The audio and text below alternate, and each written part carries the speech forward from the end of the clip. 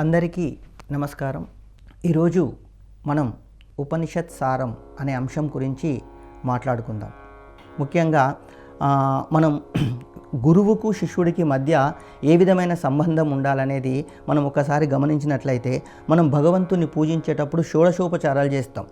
ఆవాహనం, ఆసనం, పాద్యం, ఆర్ఘ్యం, ఆచమనీయం, స్నానం, వస్త్రం, యజ్ఞోపవేతం, గంధం, పుష్పం, ధూపం, దీపం, నైవేద్యం, తాంబూలం, నమస్కారం, ప్రదక్షిణం, ఇలా 16 రకాల ఉపచారాలు చేసి మనం దేవుణ్ణి ప్రార్థిస్తాం.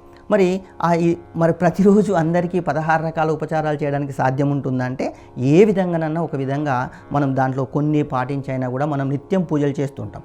అలాగే ఈ 16కు 16 కాకుండా ఇందులో చాలా అంశాలు, ఒక భక్తుడు దేవుణ్ణి ఏ విధంగా ప్రార్థిస్తాడో ఒక శిష్యుడు గురువును ఆ విధంగా ప్రార్థించే ప్రాచీన విద్యా విధానం మనకు తెలుసు.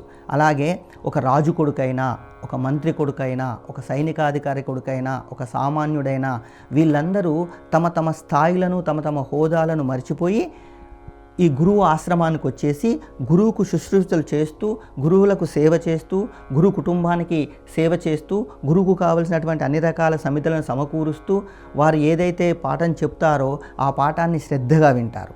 అట్లాగే అక్కడే వారికి ఒక ఉత్తమమైన జీవన విధానం కూడా అలవడుతుంది. ఏంటి ఇక్కడ మనం సాధారణంగా వాళ్ళ హోదాల ప్రకారం ఇంట్లుండే విధానానికి, అలాగే సమాజంలో వారు భవిష్యత్తులో ఎదుర్కోబోయే సమస్యలను ఏ విధంగా ఉంటాయో అవన్నిటిని కూడా ఇక్కడ కూలంకషంగా చేర్పించి ఒక అత్యద్భుతమైన విద్యా విధానాన్ని ఈ గురువు నేర్పుతాడు. అలాగే ఈ గురువు నేర్పే ముందు వారి యొక్క స్థితులను, వారి యొక్క పరిస్థితులను, వారి యొక్క మెంటల్ ఎబిలిటీని, అంటే మానసిక సామర్థ్యాన్ని కూడా వాళ్ళు పరీక్షించి దానికి తగ్గట్టు నేర్పుతాడు. అందుకే ఉపనిషత్తులో మనకు ఒక అద్భుతమైన వాక్యం ఉంటుంది. ఓం సహనా భవతు సహనౌ భునక్తు సహవీర్యం కరవావహే తేజస్వినావధీతమస్తు మా విద్విషావహే.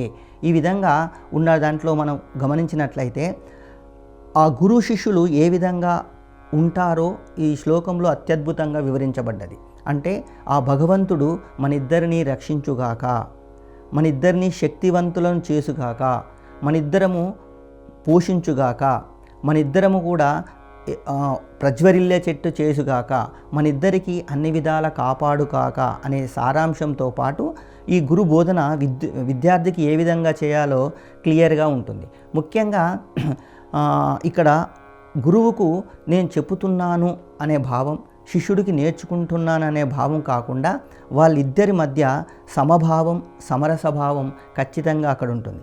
అలాగే అనుసంధానం, అనుభవం, ఈ రెండు మేళవించి శిష్యుడి స్థాయికి గురువు దిగువచ్చి మేధానుసంధానం జరిపి ఆత్మ వికసన ధ్యేయంగా విద్యను బోధించడం మనం గురుకులాల్లో చూస్తున్నాం. మరి ప్రస్తుతం ఎందుకు ఈ సమాజంలో ఇలాంటి మార్పులు వచ్చినాయి? ఎందుకంటే ఉపనిషత్ సారం అనేది మనకు కేవలం అందులో ఉన్న శ్లోకాలు లేకపోతే అందులో ఉన్నటువంటి అంశాలను తెలుసుకోవడం కాకుండా వాటిని మనం ఇంప్లిమెంటేషన్ చేసినప్పుడు మాత్రమే మనం చక్కని ఫలితాలు రాబట్టగలుగుతాం. ప్రస్తుత సమాజంలో ప్రతి ఒక్కరికి కూడా వారి యొక్క వృత్తులతో ఉన్నటువంటి ఈ బిజీ జీవితంలో ఖచ్చితంగా ఈ ఉపనిషత్తుల సారాన్ని తెలుసుకున్నట్లయితే కొంతలో కొంత మార్పు వచ్చి ఒక మంచి సమాజాన్ని ఏర్పరచుకోవడానికి మనకుంటుంది. అలాగే ఆ విద్యార్థి యొక్క జీవన విధానాన్ని కూడా గురువు యొక్క ఏ విధంగా ప్రభావితం చేస్తాడో ఈ మన ఉపనిషత్ సారంలో చక్కగా వివరించబడ్డది. ఈ శిక్షావల్లి అంశంలో ఒక ఉపాధ్యాయుడు, ఒక విద్యార్థి, అలాగే అక్కడ ఒక గురువు, ఒక శిష్యుడు ఏ విధంగా వారి యొక్క సమయపాలనను పాటిస్తూ వారు ఏ విధంగా జ్ఞానాన్ని నేర్చుకొని తద్వారా ఆ జ్ఞానాన్ని సమాజ శ్రేయస్సుకు ఏ విధంగా ఉపయోగిస్తారో చక్కగా శిక్షావల్లి అంశంలో మనకు ఉపనిషత్ సారంలో వివరించబడ్డది. అలాగే నేటి సమాజంలో ప్రస్తుతం ఒక విద్యార్థి స్థాయి నుంచి మళ్ళీ సమాజానికి వెళ్ళే ముందు జరిగే స్నాతకం అనే ఒక కార్యక్రమం ఉంటుంది. ఈ స్నాతకం కార్యక్రమంలో మనకేం చెప్తారు? ఇప్పుడు మనకు తెలుసు కాన్వకేషన్ అనే ఒక ప్రోగ్రాం ఉంటుంది. పాతకాలంలోనే ఆ ప్రోగ్రాం ఉంటుంది. ఏ విధంగా కాన్వకేషన్ ఉంటుంది అంటే ఖచ్చితంగా ఆ టైంలో గురువు శిష్యునికి నేర్పినటువంటి మొత్తం విద్యాబోధన తరువాత శిష్యుణ్ణి ప్రశ్నిస్తాడు. శిష్యుని సామర్థ్యాన్ని పరీక్షించిన తర్వాత అతనికి అవకాశం ఇస్తాడు.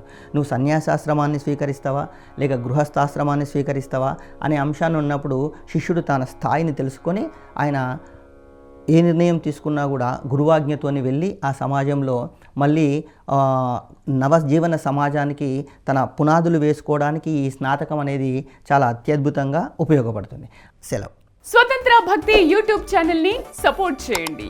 మీకు ఈ వీడియో నచ్చితే లైక్ చేయండి, మీ స్నేహితులకు శ్రేయోభిలాషులకు షేర్ చేయండి, మీ అభిప్రాయాలను కామెంట్ చేయండి. సబ్స్క్రైబ్ చేయడం మాత్రం మర్చిపోకండి. స్వతంత్ర భక్తి YouTube channel. Please like, share and subscribe.